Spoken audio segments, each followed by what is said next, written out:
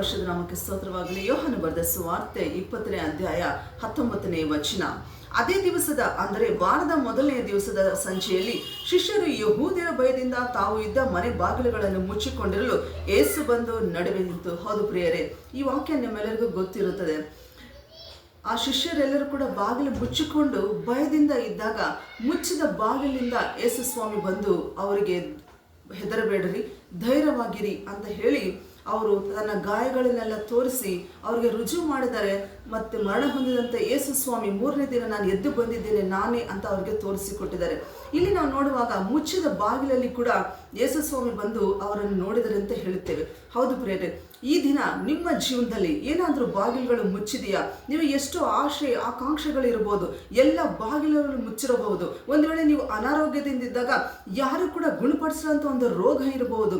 ಆದರೆ ಈ ದಿನ ಯೇಸು ಸ್ವಾಮಿ ಮುಚ್ಚಿದ ಬಾಗಿಲಿಂದ ಬಂದು ಅವರಿಗೆ ಕಾಣಿಸಿಕೊಂಡಂತ ಯೇಸು ಸ್ವಾಮಿ ಈ ದಿನ ನಮ್ಮ ಜೀವನದಲ್ಲಿ ಕೂಡ ಎಲ್ಲ ಬಾಗಿಲುಗಳು ಮುಚ್ಚಿರಬಹುದು, ಆದರೆ ಅಂಥ ಬಾಗಿಲಿಂದ ಯೇಸು ಸ್ವಾಮಿ ಬಂದು ನಮ್ಮನ್ನು ಮುಟ್ಟಿ ಸ್ವಸ್ಥತೆ ಮಾಡಿ ಆರೋಗ್ಯ ಕೊಡುತ್ತಾರೆ.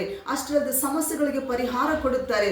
ಶುನೇಮಿಯರಲ್ಲಿ ನೋಡಿದಾಗ ಅವಳ ಗರ್ಭ ಮುಚ್ಚಿತ್ತು ಪ್ರಿಯರೇ, ಆದರೂ ಎಲಿಷನ ಮೂಲಕವಾಗಿ ಬಂದು ಗರ್ಭ ತೆರೆದು ಒಳ್ಳೆ ಮಗನನ್ನು ಕೊಟ್ಟು ದೇವರು ದೀವಿಸಿದ್ದಾರೆ.